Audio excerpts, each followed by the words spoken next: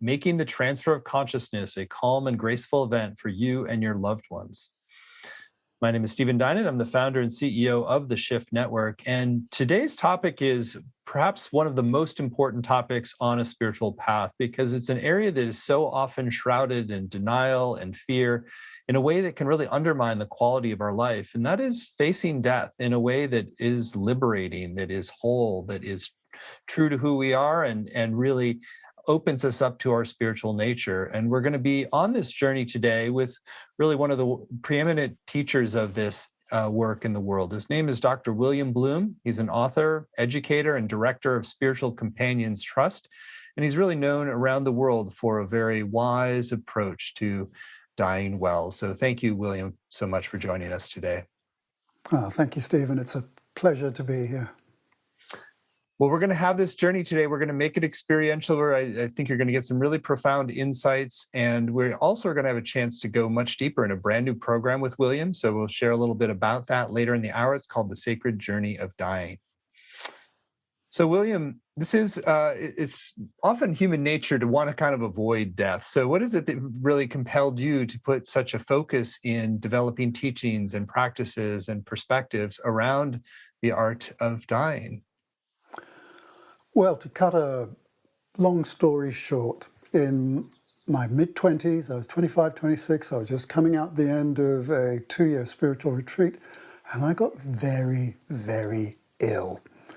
So ill that doctors thought I was going to die, and I had 3 months of being semi-conscious and 3 months of out-of-the-body experiences, near-death experiences. I had a series of them over 3 months. And I was clear enough inside them to be thinking to myself, okay, is this just my brain anesthetizing me or giving me some kind of opiate rush in order to make dying okay? Or is what I'm experiencing out here real? Because what is out here compared to down there is really pleasant. It's spacious. It's got a good vibe. It's got a lot of room to be whatever we are in terms of consciousness. And it seemed like there were lots of friendly allies around, just support generally. And, you know, my dad was a psychiatrist, right? And he didn't believe in any of this. And I knew even when I was in these out-of-the-body states, I had my dad's voice in my head going, this is rubbish, this is not real, this is just opiates of the brain, this is... Anyway, and I was going, wait a minute, let me just explore this. And I had the out-of-the-body near-death experience so many times and was able to be in a contemplative, quizzical state so many times that I was able to go, okay, this is 100% real, not my imagination, not me creating a scenario that suits my psyche because I'm dealing with something difficult. And it shifted me. When I recovered from the illness, I found that I was just deeply at ease with death. And because I was deeply at ease with death, it kind of opened up, okay, life has got this bigger dimension to it, which means that here and now, in my body, inside my instincts, you know, my instincts for relationship, for affection, for space, for status, for sex, all those instincts, inside all of them, very human, embodied, there was also this other, and there is this other dimension. I came from it, I'm going into it. And it made my life much, much easier and more comfortable. And then I went on to study almost every single piece of spiritual and esoteric teaching and metaphysical and tribal shamanic teaching around death and dying. And I found that all of them, without exception, had a similar kind of map.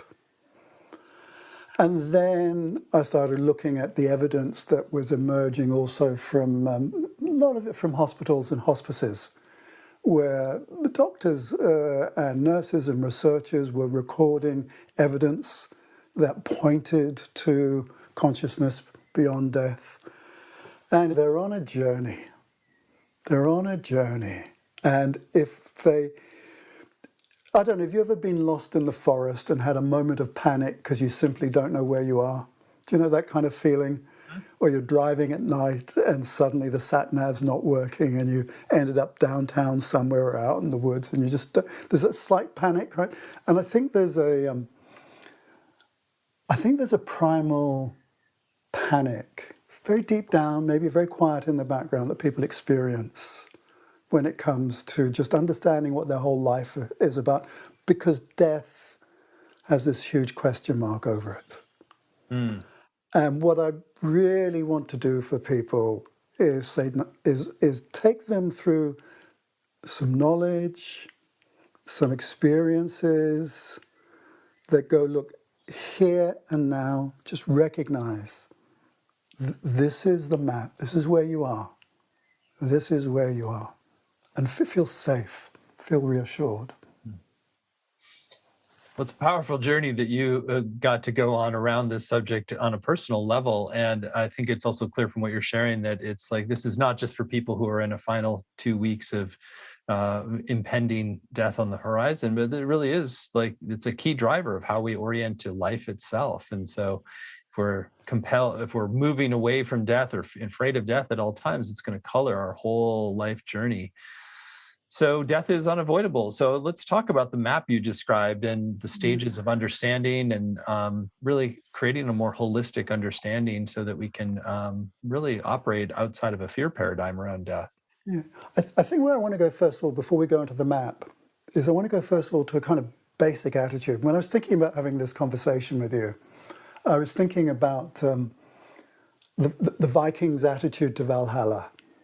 You know, when children are brought up with an awareness that there is a Valhalla, there is a heaven, there is a paradise, and the sojourn here on planet Earth is a learning journey, then right from the very beginning,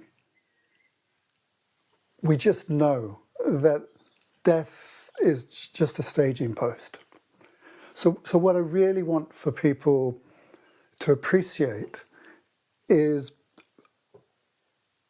our psyches are disturbed and made anxious when we're not sure what the narrative is. We don't know where we're going, what the story is. And it's crucial that people have two stories, I think. One story is, immediately after I die, I will be greeted by, and we'll do an exercise right now in a few minutes to do with that. Immediately after I die, there will be this scenario. That's one part of the story. And the other part of the story is, I'm on a long, long journey. My soul is on this long, long journey. And that makes the staging pose of death and altered states of consciousness much more understandable and able to be cooperated with. But why don't we do a little exercise right now to do with that welcoming the end of life journey? Would that be okay with you? Perfect. Okay, so listen, this is a little 5-10 minute exercise. It's an eyes shut exercise for people. So why don't you join me, everybody, and just close your eyes. And as best you can, because we're doing this quite quickly, as best you can, would you just let your body drop down into being at ease? Just let it slump, let it sink down, just like you're sitting in your favorite place, out in nature, at a cafe, on your sofa at home, just watching the world go by.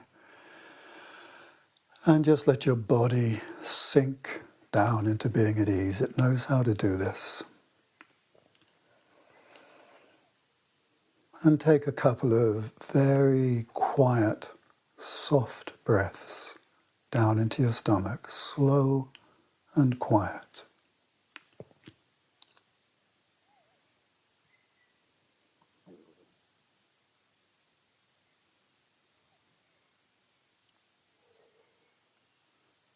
As best you can, stay at ease and just let your mind, your heart, move forward in time to when it's time to transfer across into a different dimension.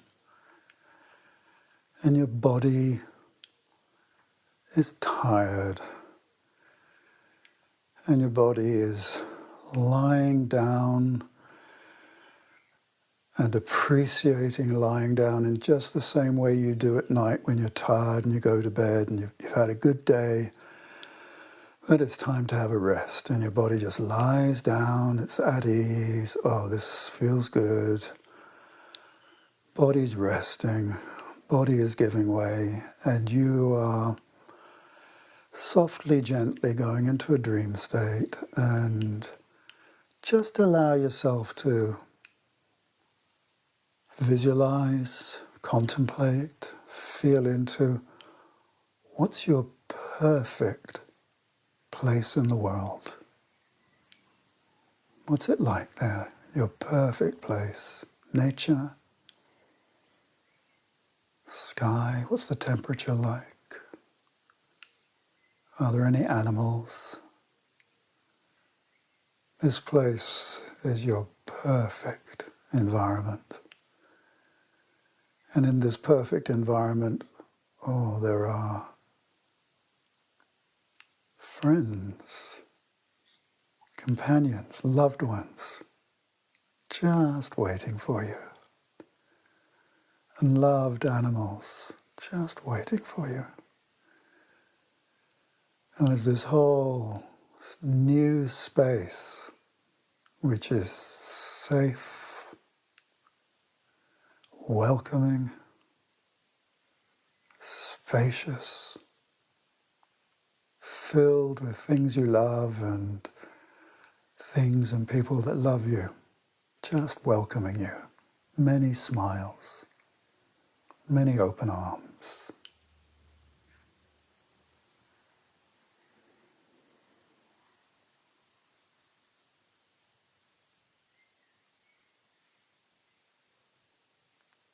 And gently let the exercise go with just a little stretch. Just a little stretch to let it go. And what I'm suggesting for people is that very brief narrative, that very brief piece of imagining, if that's done every day, just as part of a lifestyle, just day by day by day, one lies there imagining what comes next, that it builds up a neural groove, the brain's plasticity adjusts to having that story there, and there's a sense of narrative that carries one through into what is a metaphysical reality. So that's one half of what enables a very graceful passing over. Because without exception, what all the different traditions teach is that consciousness separates from the dense physical body and passes over into many words for it: clear light, paradise, heaven, bliss states, Buddha consciousness, Christ consciousness, call it what you will. But and consciousness flows across into it, magnetically attracted in exactly the same way that water flows down a mountain into the ocean. There's a magnetic attraction that draws people across.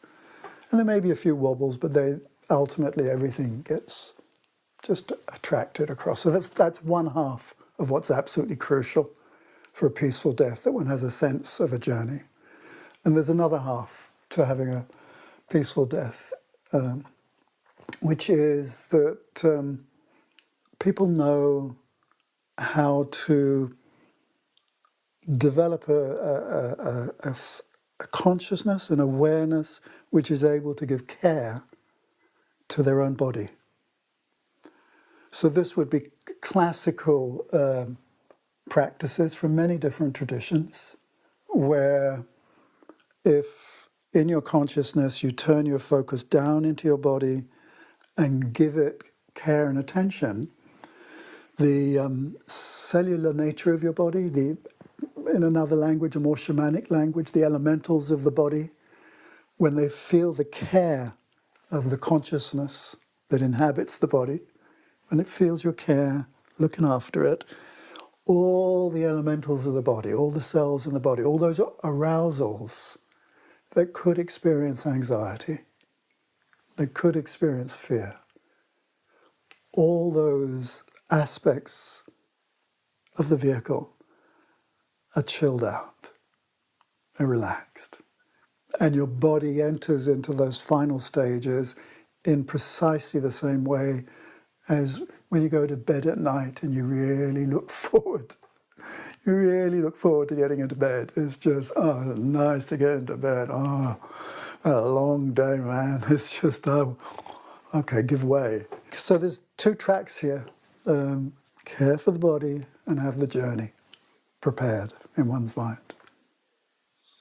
And how does this vary depending on what phase of life you're in? I know that your work really does apply for younger people, older people. It's really, regardless of how close death seems, do you have a different way of engaging when it's much more of a pressing in your face concern versus something that is perhaps in a very distant future?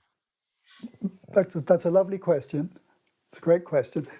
My experience is that whether someone's in the last weeks of their life or in their early 20s, just looking for some, what's the right word, wisdom, education, it's the same process, actually. You know, there's a lovely Tibetan Buddhist saying, which is preparing for life is the same as preparing to live. Because the skills are the same set of skills. They're the developing of an awareness of the journey, and at the same time, the developing of a consciousness that's able to care for oneself. And as you develop the skills of, okay, here's my journey, here's caring for myself, those skills then become transferable to looking after someone else. So as you care for yourself, you then open up your aura, your vibration, your attention, your focus, to have a vibe, an awareness that cares for the other person. Because what you want for someone else who's on their journey is you want them to be at ease. More than anything else, you want them to be at ease. Can you share a little bit more about like why that being at ease and calm and peaceful in the transitional process is so important, not just as making it a more enjoyable experience, but it really has an impact on our soul's longer journey. I know if you speak a little bit about that. You know, it's very basic, Stephen. You know, ask the people you live with.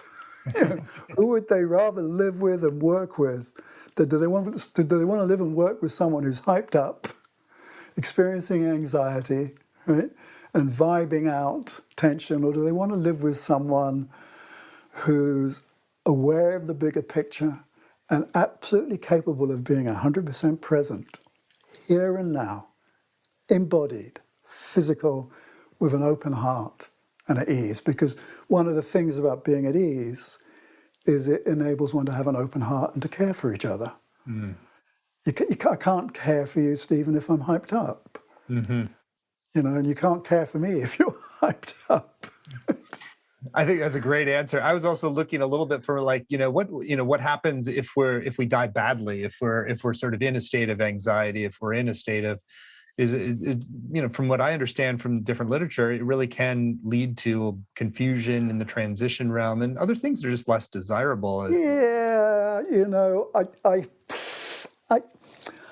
looked at that so carefully over 40, 50 years now, you know, And over again, I come back to, actually, these are Catholic patriarchs threatening their congregation, or their Tibetan Buddhist patriarchs threatening their congregation with, scare stories of what will happen to you if you're not a good boy or girl, right?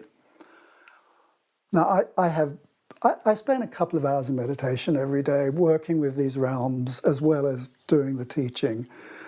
And my understanding and my appreciation is that we get drawn across, as I said earlier, just like water flows down a mountain. And yeah, there may be a temporary wobble, because just as we are temporarily able to wobble in our lives right now, like we can come out of this wonderful conversation we're having and somebody doesn't deliver something or is late with something, or one of our family disrespects us, and well, we have a little wobble for 5 minutes, 10 minutes, we get irritable, whatever it is. And yes, there may be a 5-minute, 10-minute, 15-minute wobble. But that's not the greater picture. The greater picture is that it's an ocean of cosmic benevolence. A great phrase. It's an ocean of cosmic benevolence, and that's ultimately what Christianity and Buddhism teach, and all the other great religions, that deity, whatever you want to call it, is benevolent, right? So, if any, what are we going to get, some Catholic or Tibetan Buddhist priests on the other side waiting to chide you for having died in a way that wasn't appropriate? I think not. That's just another patriarchal con. I'm not buying it.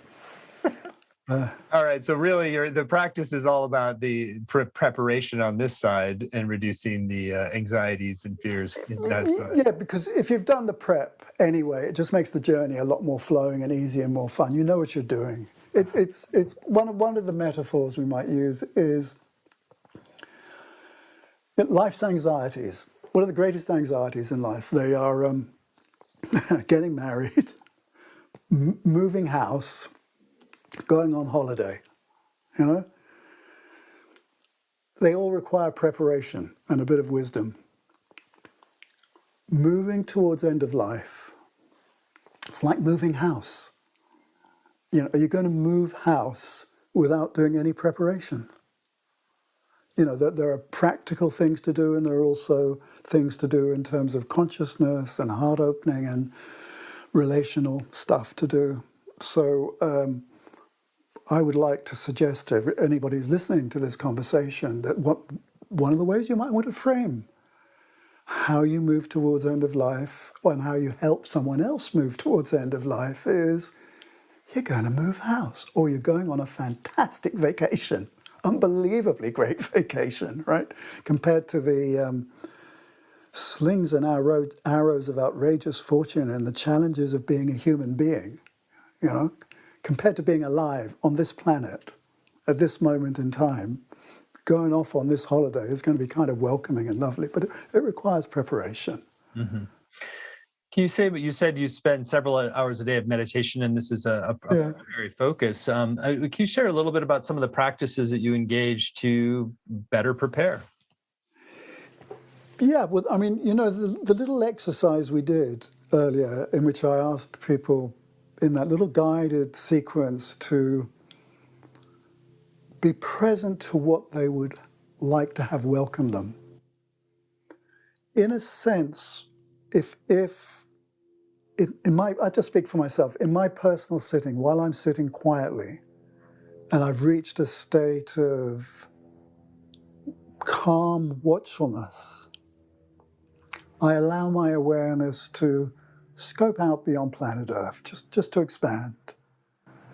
And I begin to feel into, and anybody who does regular meditation will appreciate this, I begin to feel into the fact that there's an atmosphere, a wavelength of vibration that's more subtle, more benevolent, more open. And I start to explore that. And as I explore it, maybe things I love pop up, appear in it. But what I'm doing is I'm getting used to this other dimension. because this other dimension is benevolent, and there's not a single spiritual tradition that does not describe the ultimate source of cosmos as anything but benevolent. Yes, there are pockets of evil and nastiness, but tradition by tradition, there's this sense that the ultimate unity, mystery of the cosmos is benevolent, has a loving presence to it. This deeper understanding of the universe as a benevolent sea of oceanic benevolence, I think you said, is sort of like that's the root truth that underneath that we need to embrace. Main focus around death tends to be around grief, illness, uncomfortable deaths, the challenges of people who are dying in a way that's involves suffering for them. And it's like newspapers sell by selling dramatic stories. The way in which we're hearing about death is not pleasant. And I don't want my upbeat attitude to even begin to deny that there can be suffering and there can be terrible grief and loss. I don't want to be anywhere near denying that. But the greater framework is that we all die. And we all move into this other consciousness and this other state. And there are welcoming stages which make it very enjoyable to pass over. And what I want, actually, if I could wave a magic wand, I would have that taught in schools as part of citizenship and philosophy and Ari, that there is this perspective on dying that is part and parcel of every religious and spiritual tradition. And you can't just dismiss it as some kind of psychedelic error. It's a universal narrative for humanity, and it has truth to it. And I would like children to know about that, teenagers, adults to know about that, because it brings so much more meaning to life here and now. Because you then ask, well, what is the story about then? Why am I here? What is going on? Well, you start to understand that it's a developmental journey as we develop consciousness, develop love, compassion, loving presence, awareness, all that stuff that comes under the umbrella of true human potential. Can you imagine how liberating it would be for just everybody? Well, okay, this is just part of the journey. And the idiocy of money making, the idiocy of the greed that ends up with the pollution and the problems and all the rest of it, stems partly from not having an awareness of this bigger picture. Mm-hmm. It's like when we're not aware of that bigger picture, we cut off from it and start to act in very self-destructive ways. Yeah, but that's the whole problem of being human, isn't it? Because we have these cosmic consciousness, our souls, our spirits that are on these long journeys, but then we incarnate into this physicality, which has such powerful instincts, such juicy drives in it. People are good, in actual fact, at multitasking. And one of the great things about streaming services and television and changing channels is people know that their brains are capable of following several narratives at the same time. Several threads, several soaps, several films, several narratives, plus the narratives of their friends and their family. And all I want to do is be part of a wave that brings into our narratives, we're on the soul's journey, and death is this big stepping stone into another space. I want that as part of the narrative, and not shoved to the side as if it's unpleasant. Mm-hmm. I want it part of the narrative so that it's normalized. Mm. I think it's just truly inspiring and uplifting what you're talking about. And I want to circle back with earlier. You said you didn't want to be in denial about around some of the suffering and loss that does go in. So I'm wondering how to kind of recommendations or practices to kind of hold some of the real degradation and often suffering that goes with the bodily decline, either as you're going through it yourself or holding space for somebody else, with maintaining this more uplifting framework at the same time. I think it comes down to something very simple. I mean, I've done a lot of trainings in hospices, and if you talk also to any carers, they will all bring it down to one simple element. You have to develop and practice loving kindness. You have to develop and practice being a loving presence.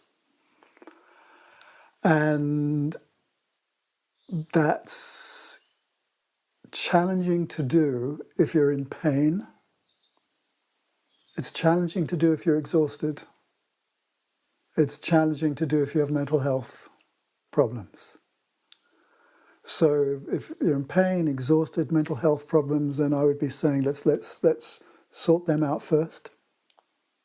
Let's deal with them first before we start to look at loving kindness, but loving kindness will be part of sorting it out. A loving consciousness and an open heart that's able to be present here and now to whatever we're dealing with. And it's practice. Beautifully shared. So yeah, building that loving kindness presence and muscle during the dying process is beautiful. And I'm curious, like, also just how best to be in that caregiver role. So there's the sort of the deep loving kindness and presence. Are there ways to be with somebody dying that you also want to share about the kind of things that are good to do, maybe things that are not as good to do? You know, in all the trainings that I'm involved with and talking with other people in the field, you know, if there's one simple message we have for people who are caring for someone who's in their final stages, it's zip it up. Zip it up and be just a quiet, loving presence. Sit there reading a book. Sit there doing your meditation. Sit there listening to music. But just be a consistent, loving presence. Don't start talking metaphysics. Don't correct your companion if they go off into some flight that you don't understand. You know, just be with them. Just be with them. And look after yourself. Courage is required as well, because if it's a loved one that you know you're going to grieve for, you need the courage and the center and the discipline to keep your emotions quiet for your companion's final stages. Your emotions are not going to help. If you need to, get out of the space.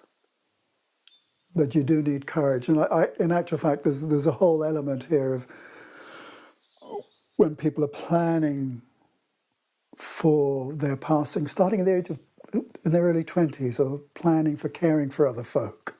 One of the elements that needs to be brought in is courage.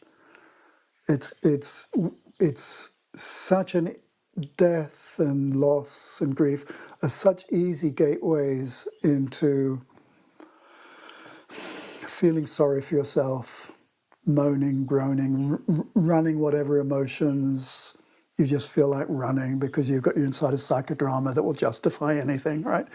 But if you're going to be serious about helping yourself towards death and helping someone else, you need to put the psychodrama aside.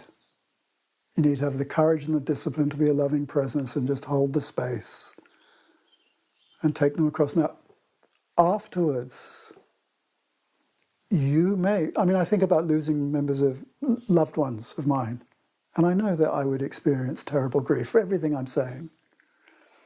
But I also know that in another dimension, they're still there. But in this physical dimension, my mammalian creaturehood, my physicality that's used to having them close to me and in my life, my mammal has lost them. My creature has lost them. There's a vacuum. There's a hole in my creaturehood. There's a hole in my aura where that person was and is no longer there. And that hole, that vacuum creates an ache. And that ache will never be forgotten, but it will also take 6 months, 3 years, 4 years to gently close down and feel okay again. So there are those realities as well. But it's within a bigger context. What we're talking about is something that's both poignant and exciting. And it's very difficult to get the balance right sometimes in the conversation. I do. I hear you on that. And I was feeling like called to ask you a little bit about what sort of residue that we bring in. And we might have, when we were young, we might have witnessed a lot of denial of somebody's death, that our family couldn't face it, or that people lingered in a tragic kind of space for a long time. Do you have anything you want to share just about how to kind of clear some of the stories that we might have inherited or experienced from a younger age that are kind of creating this a less joyful and connective way of approaching death? There's a meditation I lead that other people lead as well, where you sit quietly, and you don't have to be a meditator to do this. You could just take a moment of deep quiet somewhere and allow your psyche to go back to that scenario where the disturbance was. And then gently, inside your imagination, start to play with the notion of supposing their passing had been really beautiful. Supposing their passing had been across into the most gorgeous landscape with loving beings welcoming them. And start to play with that narrative, not just once, but several times. And you will start to, at a kind of deep psychological level, you'll start to create a new narrative to do with that tragedy. But at an energetic and metaphysical level, as you work with that kind of narrative and visualization, stuff that hasn't passed over, remnants, may pass over. Well, I was thinking it could be beautiful to share a story of somebody that you really have witnessed to take on this art of dying well in a really beautiful way, and something just to kind of give us a glimpse of that kind of a journey and what's possible. My dad, the atheist psychiatrist, died quite calmly and quite well.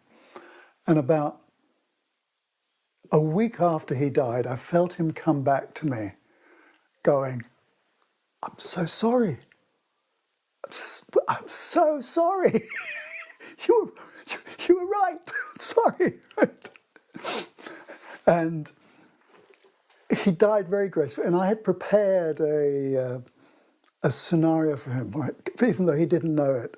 And I took some license because he was my dad, and I felt it was okay. But I knew what would just immediately attract him across, because he was an intellectual snob and a follower of Sigmund Freud and a lover of whiskey and cigars. So I created this scenario in consciousness that when he passed over, the first thing that would greet him would be the aroma of a really expensive Havana cigar. Beautiful, wonderful Scotch whiskey. And there, an image of Sigmund Freud offering him a cigar, offering him a whiskey, and saying, "Oh, Philip, I've just been waiting so that I could have someone to have a good conversation with." So that's really another level of like even without explicitly sharing something, just being that calm, loving presence, and then projecting your own story of what Yes. worked for him. On some level, that can help. That's a really beautiful. Well, you're right, because listen, even if the metaphysics is rubbish, even if my imaginative thing was kind of infantile, it created a lovely vibe Exactly. for him. It created a lovely vibe. Now, if you then add the metaphysics on, you've got a multi-dimensional event happening. Well, William, you are just such a fountain of beautiful wisdom on this subject, and there's such an invitation to join you in this really joyful approach to the most important transition of our lives. And so I want to spend some time talking now about your upcoming program and first express our gratitude for you to partner with us in offering this, and really feel like this is a seminal work for all of us to approach dying well. And so the course that William is going to be teaching is called The Sacred Journey of Dying. Transform the way you face death to uplift your life for you and those you care for.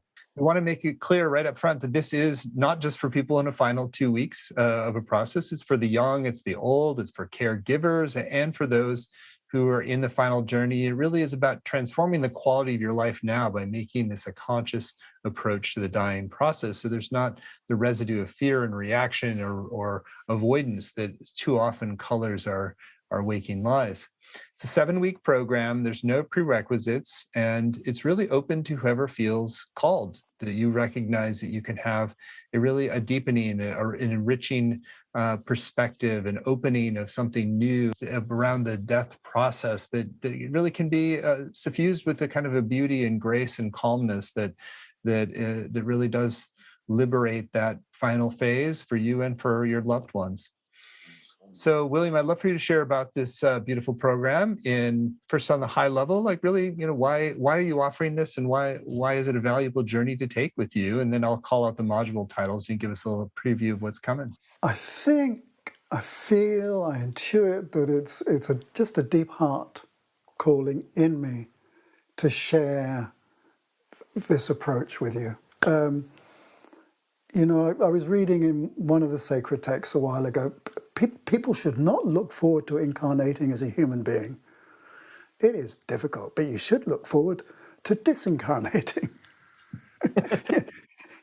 Incarnating as a human being, you're not quite sure who your family is going to be. I mean, there are kind of informal contracts going on, and resonances and similar karma and ancestral karma and all that kind of stuff, constellation going on.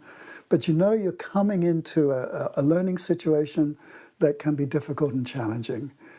And as we go through our lives, learning how to be more awake, learning how to be more kind, learning how to be more present, that is so profoundly enabled by having a sense of the full journey.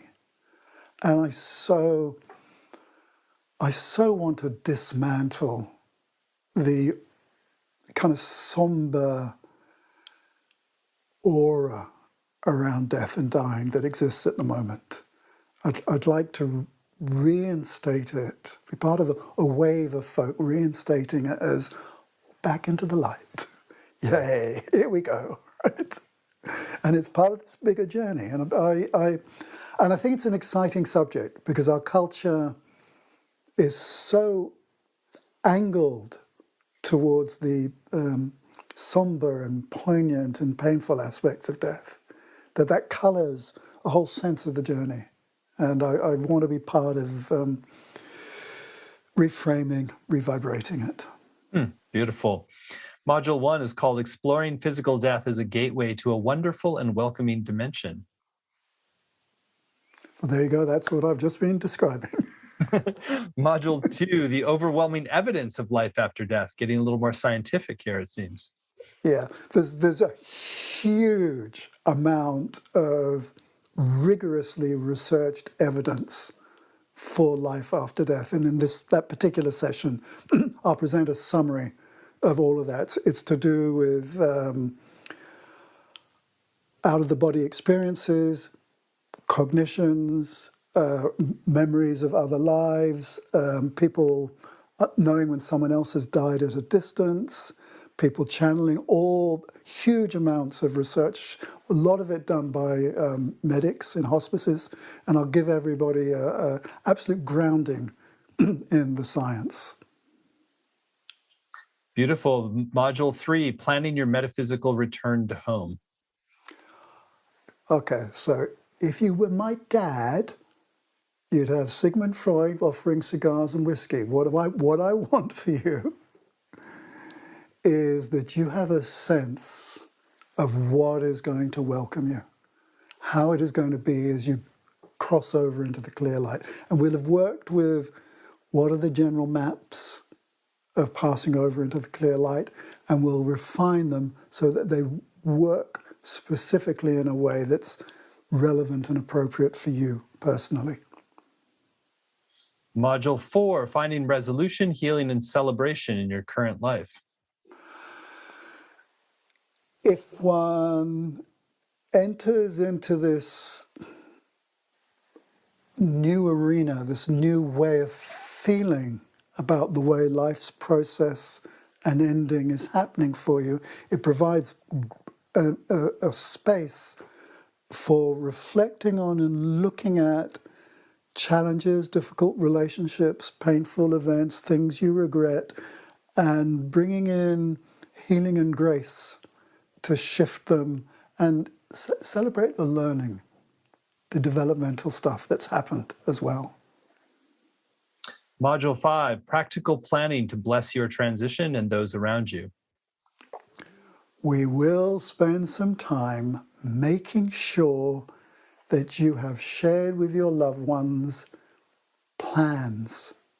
This is a very practical session. I want to be certain that you have a will, that you have done the right documents so that your body is cared for in the way you want it cared for. Because what we don't want when we pass over is we don't want to leave behind messes that family and other people have to look after. So it's a very, very practical session, but we do it within the framework of the whole kind of joyful journey across into the light.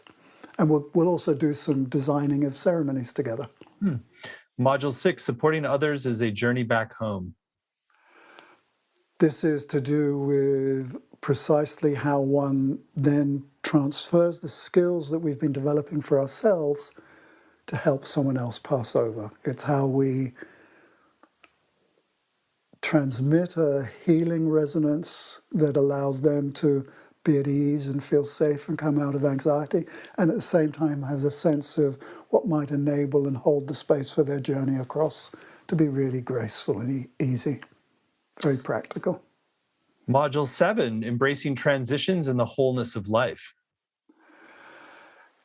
Our last session together will be a celebration of everything we've done on the preceding 6, plus an integration of that wisdom so that we're absolutely clear about our next steps into being here and now, as well as there and then. It's an integration and a celebration of love that pulls it all together and allows us to reflect on the lessons we've learned together through these 7 weeks. Well, it's clear this is going to be a profound and wise and beautiful transmission journey that is activated here with everyone who chooses to join you. So you get not only the 90-minute sessions with William, there's recordings, video and audio of every session, as well as word-for-word transcripts to work with, study, and highlight. Their weekly exercises and practices for deep inquiry and action learning. In addition, you'll see a number of extra bonuses. William's been very generous. There's a PDF guide, poems for end of life that he's created. There's a guided audio meditation called Soothing and Finding Peace on the Journey. There's another guided audio meditation called Visualizing Your Wonderful Journey into Heaven in the Clear Light, akin to some of what we talked about today.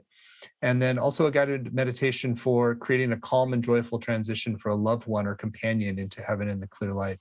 We've talked some about that today, but William, want to share a little bit more about that sacred role of being a companion? In my ideal world, I would like all of us who are interested in spiritual development to actually know how to be a supportive, loving presence as a lifestyle, to just being a grounded, embodied, fully present human being with a heart that's open and looking after each other. When we also do that for end of life, there's a thinning of the veils that happens, because as someone prepares to die, the resonances that hold consciousness glued into the body are loosening up, and the veils thin, and there's a very different altered state of consciousness, a different vibration, a different atmosphere that comes in. And if we've practiced loving kindness as a lifestyle, and then we bring it into end-of-life circumstances, just by being who we are, we take on a role that's sacred without us having to do anything. And that's what I like people to do when they're helping someone at end of life. There's no pomposity, there's no status in it. It's just a very quiet, loving presence. And what I really want is for people to develop that as a lifestyle that then spills over into these situations. Beautiful. Well, it's an important skill for all of us to build. So you get not only the 7 sessions with William, you also get all those bonuses, and there's a special set of bonuses that you get when you sign up by midnight tonight, and that gives us a time to prepare, and it gives you also an opportunity to make a decision now where you have the most information and connection to what William is sharing. And when you do sign up by midnight tonight, or if you do, you will get the top 5 sessions from our Beyond the Veil Summit. This is the 2020 summit, includes William, Suzanne Giesemann, Rob Schwartz, Mark Anthony, and Robert Moss, really some of the preeminent pioneers who are exploring this new bridging of worlds, and ancient as well. On the page, you'll also encourage you to read through some of the testimonials of people whose lives have been changed and blessed by William's teachings. Just to be in Dr. William Bloom's presence is transformational. Britain's leading and most experienced mind, body, spirit teacher. There's a lot of great testimonials about the value, the depth, the wisdom that William can convey to you, and how to really make this a joyous part of your life as well. So you're in for a treat, and you're in good hands. And if this is speaking to you, then you have those extra 5 reasons to sign up by midnight tonight. So William, we have about 2 minutes left here. Anything that's still on your heart you want to share with folks? I love teaching. I also love being a student. I love being in a class where I'm learning, and I also love teaching, because we teach what we want to learn. And I never deliver a program like this without learning something new myself. And that's partly because there's a dynamic that builds in the group. And the atmosphere shifts, the energy shifts, and insights come through and into the group that I'm then blessed by being the teacher who facilitates the learning. And I'll be your spokesperson and the kind of facilitator channel for what's cooking. And I really look forward to it. And I think we deserve to be exploring it together. And I think it will be a blessing for us all.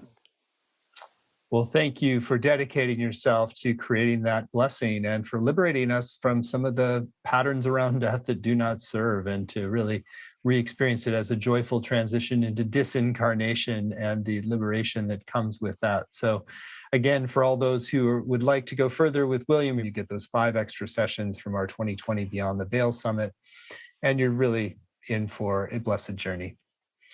So thank you all, and thank you, William, for a beautiful hour together, really profound and so meaningful.